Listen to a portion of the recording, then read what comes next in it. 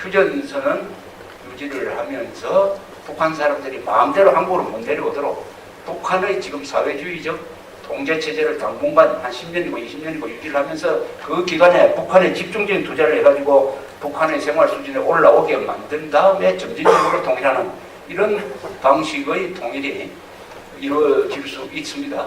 일국 양제라 그러죠. 나라는 하나인데 제도가 두 개다. 바로 중국이 그렇죠. 중국이 홍콩이라는 자유민주주의 체제가 있고 본토 시장을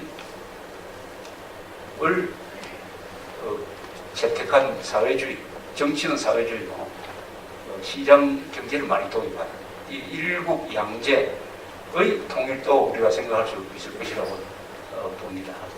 물론 이 과정에서는 정치인들의 리더십이 상당히 중요하다고 생각합니다. 그 다음에 이 휴전선 북쪽에 우리가 주한미군을 배치하지 않는 방법도 생각해 봐야 됩니다.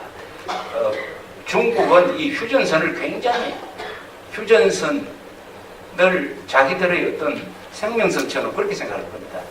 미국이 그 북쪽에 배치되가 압록강과 두만강 사이에 두고 중국군과 미군이 대치하는 상황은 굉장히 피하려고 할 거예요. 그렇다면 우리가 미국과 이야기를 잘해가지고 통일이 되더라도 휴전선 북쪽에는 미군을 배치하지 않도록 우리가 약속을 하자.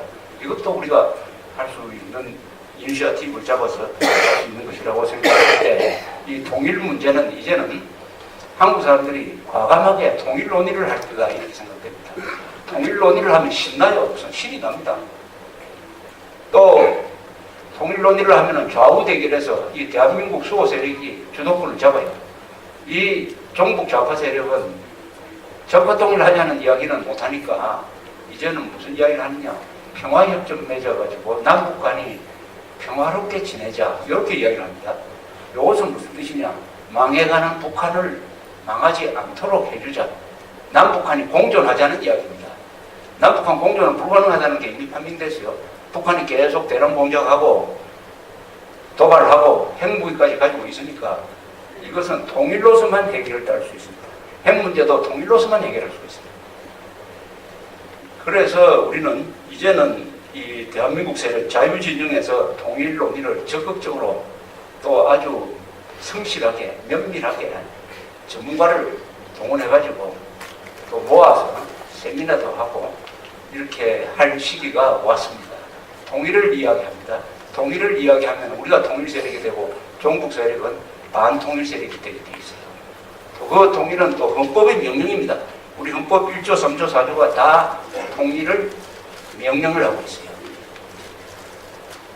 헌법의 명령, 천하대세의 흐름, 그리고 북한 정권의 몰락, 중국의 변화 등등 모든 것이 한 방향으로 가고 있다. 즉 북한 정권을 골로 보내고 동북아시아에서 한반도를 통일시키고 통일하고 동북아시아가 세계에서 가장 역동적으로 발전하는 나라로 만드는데 그 걸림돌인 암덩어리를 제거하는 수술을 해야 될 것이다.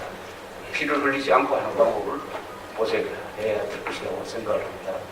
동북아시아라고 하지만 한중일 세 나라인데 이 세 나라의 GDP를 합치면 구매력 기준으로 18조 달러입니다.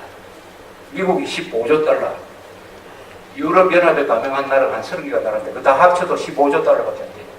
한중일 18조 달러의 경제력. 더구나 이 한중일은 이 20세기 들어와서 각각 기적을 만든 나라입니다. 일본은 명치유신 이런 기적을 만들었어요.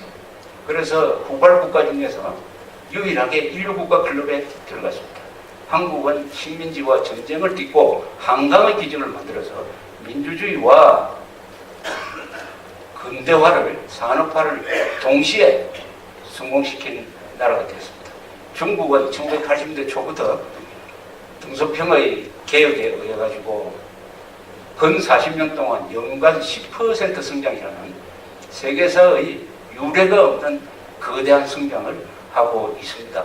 다 기적입니다. 한중일 이 굉장한 나라입니다. 이 나라가 세 나라가 서로 지내야 지내야 됩니다. 갈등을 해도 돼요. 서로 영토 문제, 역사 문제로 지각해가는 것은 불가피합니다.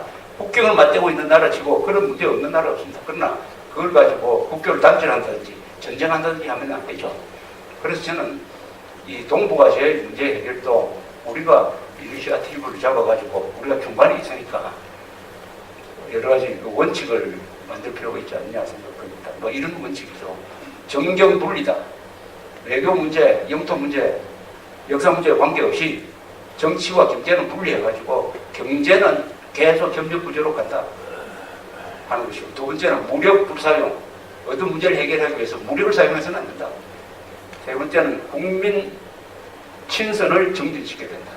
정부가 싸우더라도 국민들은 계속 교류하면서 국민과 국민의 사이는 계속 좋아져야 된다. 이 세 개만 지키면은 한중일은 공존, 공영할 수 있을 것이라고 저는 생각합니다. 그렇게 하려면 우리는 이 주변 4개 나라와 잘 지내야 됩니다. 한미동맹은 철저하게 유지되어도 통일 과정에서 반드시 한미동맹을 포기하면 안 됩니다.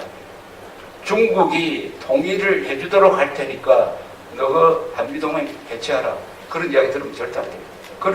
그러려면 우리 통일을 안 하겠다는 거예요. 한미동맹과 통일은 절대 맞바꾸면 안 됩니다. 선택을 하라면 나는 한미동맹을 선택하겠어요. 통일 좀 천천하게. 그래서 이게 한미동맹은 더 강화해가지고 한미동맹이 있어야 한국이 큰 나라의 이 핵 무장한 국가 사이에 끼어서 우리가 국익을 지킬 수 있다고 저는 생각을 합니다. 그래서 어느 나라하고 적대 관계가 됐어요. 특히 일본과 적대 관계가 되면 우리가 손해입니다.